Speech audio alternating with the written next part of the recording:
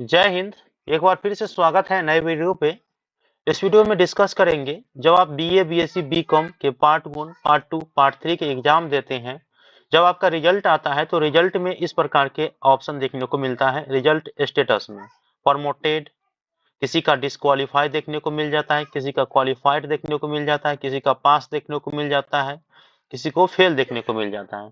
तो आखिरकार ये प्रमोटेड का अर्थ क्या होता है और वो कब होता है, कितने मार्क पे होता है, डिस्क्वालीफाई क्या होता है और कब होता है, कितने मार्क पे होता है, क्वालिफाई कब होता है, पास कब होते हैं, कितने मार्क पे होते हैं और फेल जो हो जाते हैं वो कब होते हैं और कितने मार्क पे होते हैं। तो इन सबों को मैं डिस्कस करूंगा और लास्ट में आगे क्या करना है वो भी मैं आप लोगों को इस वीडियो के माध्यम से डिस्कस करूंगा। सबसे पहला पॉइंट डिस्कस कर लेते हैं, प्रमोटेड का मतलब क्या होता है और वो कब होता है। ठीक है, तो देखिए सबसे पहले मैं आप लोगों को बता दूं सिंपल तौर पर, प्रमोटेड आपके रिजल्ट स्टेटस में तब लिखे रहेंगे जब आप पार्ट 1 हो या पार्ट 2 हो। वैसे पार्ट 3 में प्रमोटेड नहीं दिखाता है, ठीक है, तो पार्ट 1 और पार्ट 2 को लेकर के चलना है। जब आप पार्ट 2 या पार्ट 1 का एग्जाम देते हैं, जब आपका रिजल्ट आता है तो आप अधिकतम 2 सब्जेक्ट में अगर आप फेल कर जाते हैं किसी न किसी कारण से, तब आपके रिजल्ट स्टेटस में ये प्रमोटेड देखने को मिलेगा। ठीक है, अगर आपके रिजल्ट स्टेटस में प्रमोटेड देखने को मिल रहा है तो यह दर्शा रहा है कि अगर आप पार्ट 1 में है ना, तो आप पार्ट 2 के एग्जाम दे सकते हैं और साथ ही साथ जब आप पार्ट 1 के जो पेपर फेल हो चुके हैं पार्ट 1 में, तो उस पेपर का एग्जाम अगले साल दे दीजिएगा। तो आपका पार्ट 1 भी बचा रहेगा, पार्ट 2 भी बचा रहेगा, आपका सेशन गैप नहीं होगा। ठीक है, अगर आप प्रमोटेड हो जाते हैं तो ठीक।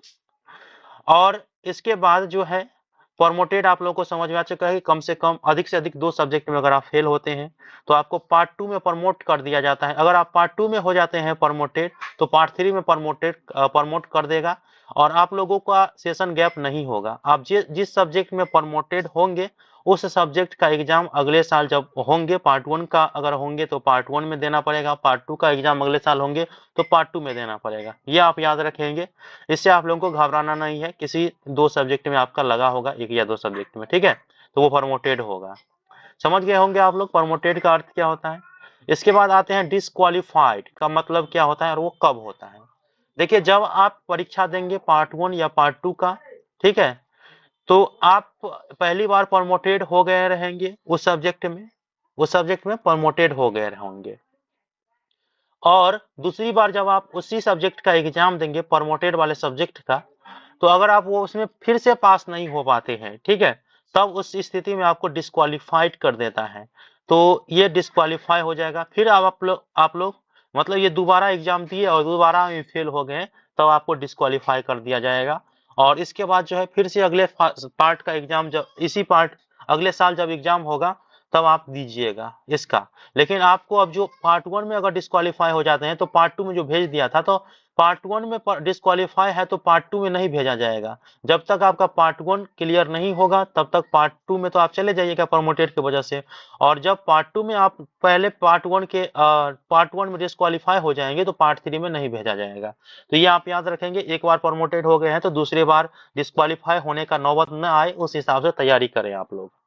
इसके बाद क्वालिफाइड समझ गए, प्रमोटेड हुए थे जिस सब्जेक्ट में, उस सब्जेक्ट का एग्जाम दोबारा दिए तो अगर आप पास हो गए तो क्वालिफाइड लिखाएगा। ठीक है, इसके बाद जो है पास पास का मतलब तो आप समझते होंगे, उत्तीर्ण हो जाते हैं। तो पास आपके रिजल्ट स्टेटस में तब लिखा रहेगा जब आप इस सब्जेक्ट का एग्जाम दिए हैं और सभी सब्जेक्ट में आप पास हो गए हैं। ठीक है, आप किसी भी सब्जेक्ट में फेल नहीं हुए हैं तब पास दिखाएगा और अगले बार फिर से उस पार्ट का एग्जाम देना नहीं पड़ेगा आपको।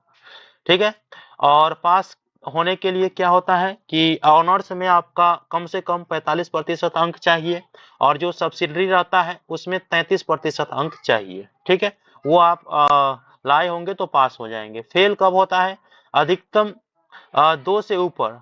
ठीक है, 2 से ऊपर सब्जेक्ट में अगर आप फेल हो जाते हैं तो कभी भी आपका रिजल्ट स्टेटस में फेल ही देखने को मिलेगा। अर्थात 3-4 सब्जेक्ट में अगर आप फेल हो जाते हैं तो वो फेल ही देखने को मिलेगा। इसीलिए आप लोग ये चीज याद रखेंगे। अब इस चीज को आगे आप लोगों को क्या करना है, अगर आप प्रमोटेड होते हैं तो फिर से आपको डिस्क्वालीफाई का नौबत नहीं आए, ये आप याद रखेंगे, उस हिसाब से तैयारी करना है।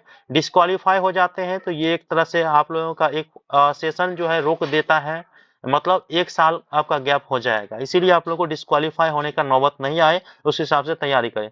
पर जब प्रमोटेड के बाद क्वालीफाई हो जाता है तो अच्छी बात है, आप लोगों को अच्छे से तैयारी करना है। पास हो गए हैं तो पर भी अच्छे से तैयारी अगले पार्ट के करें। फेल हो गए हैं तो अब आप लोगों को फिर से अगले बार जब एग्जाम होगा तो सभी सब्जेक्ट का एग्जाम देना पड़ेगा, फेल हो जाएंगे तो, ठीक है। तो आई होप कि आप लोगों को जानकारी समझ में आ चुका है। वीडियो कैसा लगा मुझे बताइएगा। मिलते हैं अगले वीडियो में, तब तक के लिए धन्यवाद।